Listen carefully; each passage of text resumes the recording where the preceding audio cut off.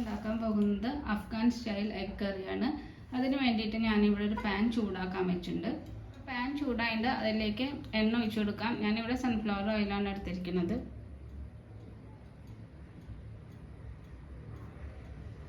എണ്ണ ചൂടായിട്ട് അതിലേക്ക് ഒരു മീഡിയം സൈസ് സവാള ഇട്ട് കൊടുക്കാം.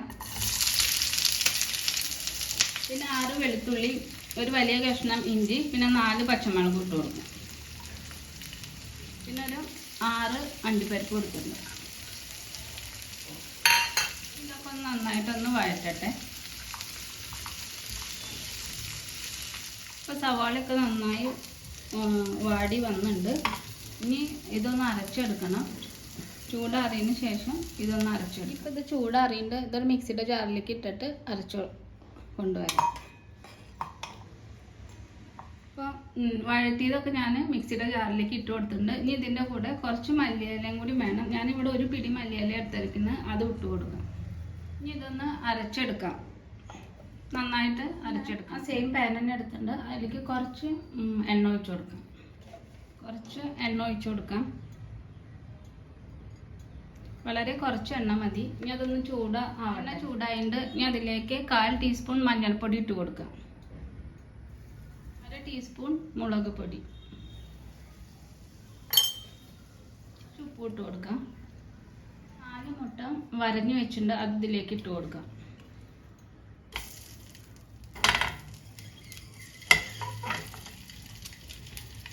ഇതൊന്ന് ഒരു 2-3 മിനിറ്റ് ഇതൊന്ന് ഫ്രൈ ചെയ്തെടുക്കാം. ഇപ്പോൾ 2-3 മിനിറ്റ് കഴിഞ്ഞിട്ടുണ്ട്. ഇനി ഇത് മാറ്റി വയ്ക്കാം. ഞാനൊരു പാൻ ചൂടാക്കാൻ വെച്ചിട്ടുണ്ട്. അതിലേക്ക് കുറച്ച് എണ്ണ ഒഴിച്ചു കൊടുക്കാം.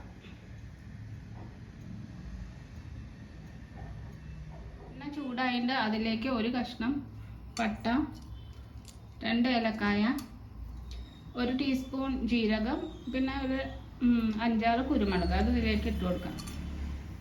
ഇതൊക്കെ ഒന്ന് നന്നായിട്ട് മൂത്ത് വരട്ടെ. മൂത്തതിന് ശേഷം നമുക്ക് നേരത്തെ അരച്ച് വെച്ച അരപ്പ് ചേർക്കാം. നന്നായിട്ട് മൂത്ത് വന്നു. ഇനി അരപ്പ് ഒഴിച്ചു കൊടുക്കാം. അരപ്പ് ഒഴിച്ചു കൊടുത്തു. ഇനി ഇത് നന്നായിട്ടൊന്ന് വഴറ്റണം. എണ്ണയൊക്കെ ഒന്ന് തെളിഞ്ഞ് വരട്ടെ, അതുവരെ വഴറ്റാം. അപ്പോൾ ഇത് നന്നായിട്ട് വഴന്നു വന്നു. ഇനി ഇതിലേക്ക് കുറച്ച് പൊടികൾ ഇട്ട് കൊടുക്കാം. മഞ്ഞൾപ്പൊടി ഇട്ട് കൊടുത്തിട്ടുണ്ട്. 1 ടീസ്പൂൺ മുളക് പൊടി ഇട്ട് കൊടുക്കാം. 1 ടീസ്പൂൺ മല്ലിപ്പൊടി ഇട്ട് കൊടുക്കാം. പൊടിയൊക്കെ ഒന്ന് നന്നായിട്ടൊന്ന് മൂത്ത് തന്നെ. പൊടിയൊക്കെ ഇട്ട് നന്നായിട്ട് വഴറ്റിയിട്ടുണ്ട്. ഇതിലേക്ക് 1/4 കപ്പ് തൈര് ഒഴിച്ചു കൊടുക്കാം.